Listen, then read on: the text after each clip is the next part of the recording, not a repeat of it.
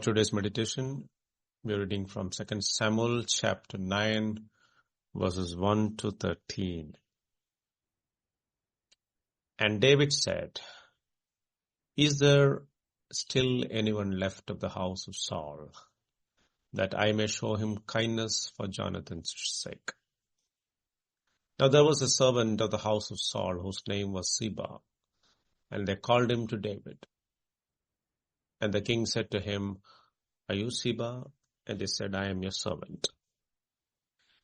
And the king said, "Is there not still someone of the house of Saul, that I may show the kindness of God to him?" Ziba said to the king, "There is still a son of Jonathan. He is crippled in his feet." The king said to him, "Where is he?" And Ziba said to the king, "He is in the house of Machir, the son of Amiel, at Lodebar." Then King David sent and brought him from the house of Machir, the son of Amiel, at Lodebar. And Mephibosheth, the son of Jonathan, son of Saul, came to David and fell on his face and paid homage. And David said, "Mephibosheth." And he answered, "Behold, I am your servant." And David said to him, "Do not fear, for I will show you kindness for the sake of your father Jonathan. And I will restore to you all the land of Saul your father, and you shall eat at my table always." And he paid homage and said, "What is your servant, that you should show regard for a dead dog such as I?" Then the king called Ziba, Saul's servant, and said to him, "All that belonged to Saul and to all his house I given to your master's grandson. And you and your sons and your servants shall till the land for him and bring him in the produce, that your master's grandson may have bread to eat. But Mephibosheth, your master's grandson, shall always eat at my table." Now Ziba had 15 sons and 20 servants. Then Ziba said to the king, "According to all that my lord the king commands his servant, so will your servant do." So Mephibosheth ate at David's table like one of the king's sons. And Mephibosheth had a young son whose name was Micah. All who lived in Ziba's house became Mephibosheth's servants. So Mephibosheth lived in Jerusalem, for he ate always at the king's table. Now he was lame in both his feet. David never forgot the covenant that he made with Jonathan.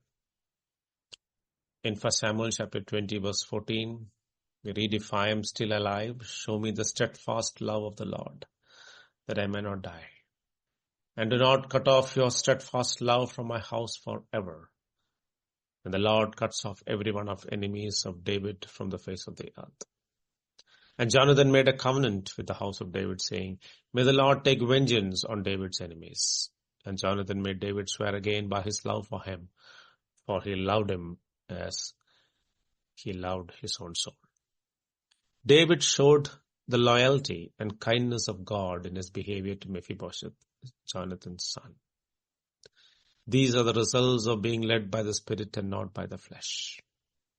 Saul wanted to kill David so that he might not be a threat to his dynasty. He reminded his son Jonathan in 1 Samuel chapter 20, verse 30, "For as long as the son of Jesse lives on this earth, neither you nor your kingship shall be established." But David was secure in the Lord and was not concerned about any threat that anyone posed to him. David actively sought for someone from the house of Jonathan to show the kindness of God. Throughout his life, David encountered God's kindness in countless ways. He was chosen as king while a young shepherd lad. He was protected against the fury of the lion and the bear while caring for his sheep. He was protected against Goliath when he felled the giant with a single stone. He was protected from Saul's murderous pursuit for many years. He found a friend like no one else in Jonathan, the king's son and heir, who nevertheless loved David better than his own self.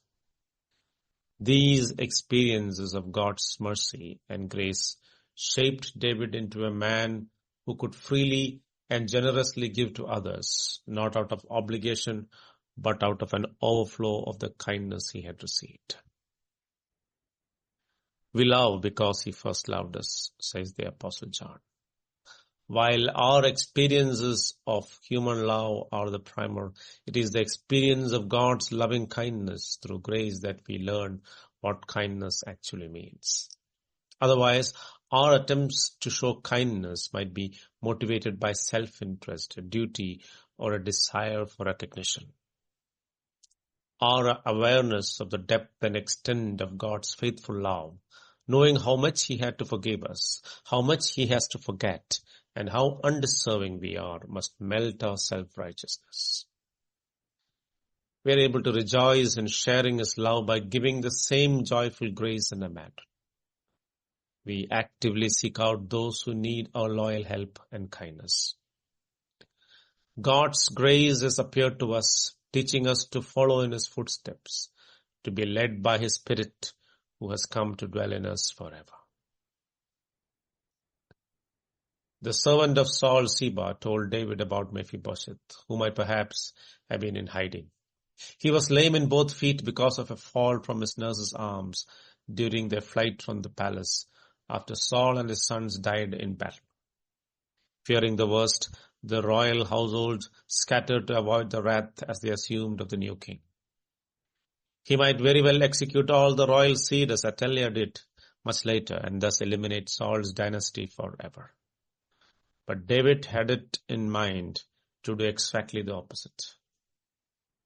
When David sent messengers to bring Mephibosheth, he likely thought his end had come. Yet, as he bowed low before David, he heard the king's kind and reassuring voice saying, "Do not fear, for I will show you kindness for the sake of your father Jonathan. I will restore to you all the land of Saul your father, and you shall eat at my table always." Mephibosheth protested that he was but a dead dog, a person less than nothing, a nuisance and a stink in David's presence, and a potential threat to David's throne. But David welcomed him for the sake of his father Jonathan.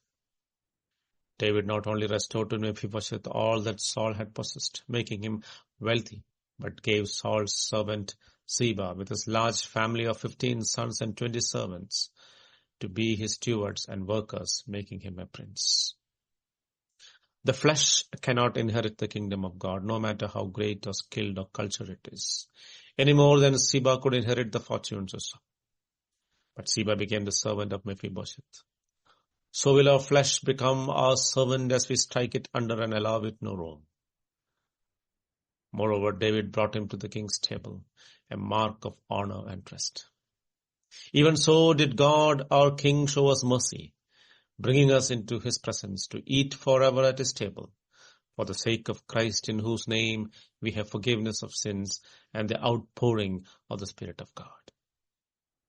God goes far beyond David, who could not forgive nor heal. He forgives all our iniquity. He heals all our diseases, satisfying our mouth with good things and renewing our youth like that of the eagles. Even though His kindness doesn't immediately remove all our weaknesses, He brings us into His household for provision and for fellowship. Here we may sit with the princes of His people before His glorious throne. He restores us to the privilege of being co-heirs with Christ, heirs of God, princes of His kingdom where all is love, humility, joy, and peace. Machir sheltered Saul's hapless grandson out of mere largeness of heart, and not as a partisan of the house of Saul. For later we see him aiding David himself as he fled from Absalom. How little do we know what lies ahead for us in the future. This should be an additional incentive to us, as in the parable of the dishonest steward, to make the most of our time and our money before the days come when we have neither. Jonathan had just the one son, Mephibosheth, who was lame. It looked like his line had ended, yet in 1 Chronicles chapter 8, verse 34 to 36, shows us that he had a numerous progeny, carrying on Jonathan's worthy name and line in his many grandchildren. David detested the lame and the blind, yet he went out of his way to find this lame man and keep him at his table for good. And God kept Jonathan's nobility and faithful loyalty alive in Mephibosheth's offspring and thence down the ages. We can best show our gratitude and love for God by our loving kindness to others around us. We most clearly recognize God's kindness in raising us or our families when we employ our position to help those who have sunk low. When there is nothing lovable, that is when we most need to love. And let us do good as and when we have an opportunity. God bless.